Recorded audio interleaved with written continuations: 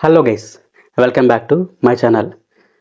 Chapter number 20లో Job friends భక్తిహీనులు చివరికి ఏమైపోతారో అని చెప్పిన దానికి చాప్టర్ 21లో జోబ్ ఎలా రియాక్ట్ అవుతున్నాడు.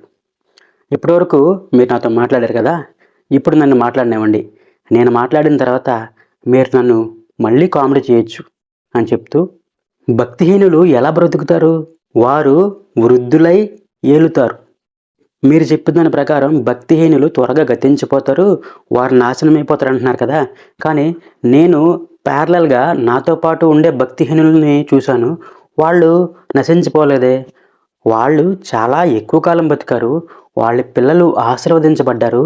మీరు చెప్పినట్టు వాళ్ళు ఎలాగూ నాశనం కాలేదు అని యోబు వాళ్ళ ఫ్రెండ్స్ని క్వశ్చన్ చేస్తున్నాడు. ఇన్ఫ్యాక్ట్ ఈ క్వశ్చన్ భక్తిపరులుగా ఉన్న చాలామందికి, యథార్థవంతులుగా ఉండే చాలామందికి డౌట్ వస్తుంది. ఏంటంటే, నేను దేవునిలో ఉన్నాను, యథార్థంగా ఉన్నాను, నాకు ఆశీర్వాదం సరిగ్గా లేదు, నేను ఇంకా బాధలు పడుతూ ఉన్నాను. కానీ దేవుడంటే తెలియని వారు, దేవుణ్ణి ఎరగని వారు, దేవుని పట్ల భక్తి భావాలు లేని వాళ్ళు ఎంతో ఆశీర్వదించబడుతున్నారు. వాళ్ళు చాలా హై పొజిషన్లో ఉన్నారు. మరి ఇంకెందుకు నేను దేవునిలో ఉండటము, యథార్థంగా ఉండటము, భక్తి భావం కలిగి ఉండటం అని వాళ్ళకి డౌట్ వస్తుంది కదా. ఆ డౌట్ యోబుకు రాలేదు. కానీ యోబు యొక్క వర్షన్ ఏంటంటే, మీరు భక్తిహీనులు నాశనమైపోతారు అంటున్నారు, కానీ నేను చూసిన చాలామంది భక్తిహీనులు నాశనం కాలేదు. యథార్థవంతులతో పాటు భక్తిహీనులు చనిపోతే ఇద్దరికీ బొంద పెడతారు, సమాధి కడతారు. ఇద్దరి సమాధిలో కూడా ఒకే రకమైన పురుగులు ఉంటాయి అని చెప్పాడు.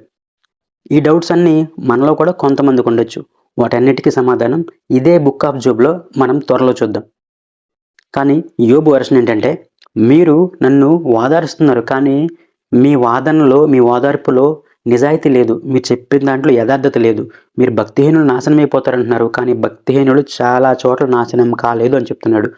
ఫ్రెండ్స్, మనం నెక్స్ట్ చాప్టర్లో కలిసి డీప్గా డిస్కస్ చేద్దాం. అంతవరకు సబ్స్క్రైబ్ టు మై ఛానల్.